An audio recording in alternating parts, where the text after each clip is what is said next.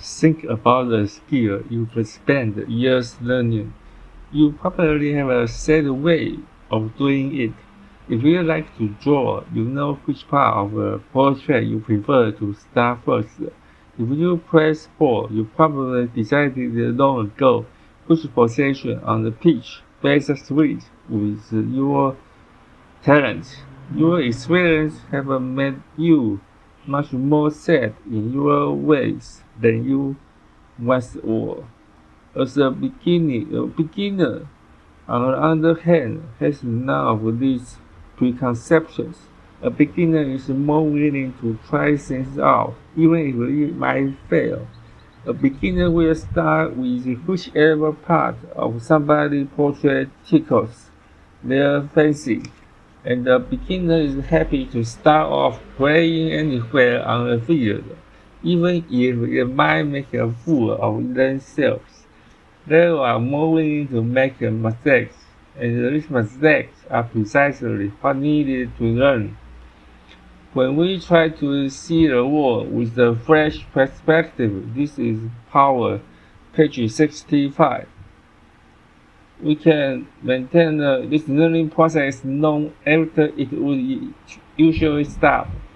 To the Chicago Bulls, this meant approaching each moment with an open mind, free of bias toward any set path or strategy. And according to Jackson, this was the foundation of his team's success. So how can we integrate this beginning outlook into our lives? The answer starts with giving yourself some simple reminder. If you are in the world of business, choosing might mean embracing innovation, SHOSHIN, and experimentation, reminding yourself that masters become limited by their belief in what being done and how, while beginning seek new approach to problem solving and explore new market or opportunities. Or if you work in creative field like writing or music, choosing might mean deliberately maintain your interest in different techniques and pushing yourself to collaborate with people with different styles. Beginners don't hold strong beliefs about what will work, they just try. By letting go of the idea that we know everything, or something somehow should we actually feel more powerful. In this way, Shoshin can help us approach challenges with a greater sense of curiosity, humility, and resilience, and help us to learn. Experiment 4. The potential effect. While studying for my psychology degree, I was pleased to learn that older siblings tend to have, on average, slightly higher IQs than their younger siblings. I'd long wondered why I found my little brother so annoying when we were kids. Now I knew. Scientists have tried to come up with various explanations for the phenomenon over the years. Could it be the parents tend to invest more time and energy into their firstborn children than their siblings? Could it be the firstborn children are more likely to engage with adults, which help develop their vocabularies?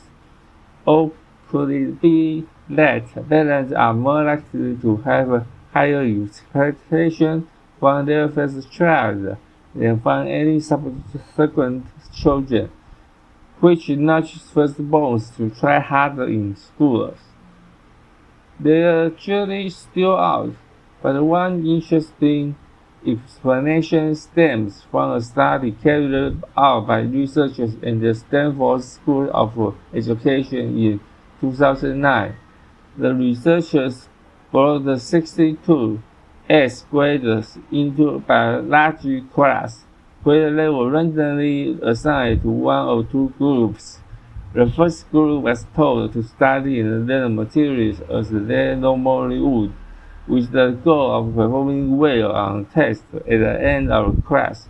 The second group was told they would be teaching the material to a computer-generated avatar, and that their performance would be evaluated based on how well their digital students learned the material.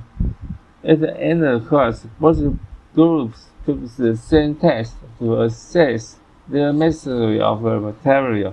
Strangely, the researchers found that the students in the second group who taught the material to a computer-generated student learned better than the students in the first group who have studied for the test alone. In identical circumstances with identical material, the people who had to teach others about a subject would learn material better themselves. The researchers named this phenomenon the potential effect. This is the 67th page.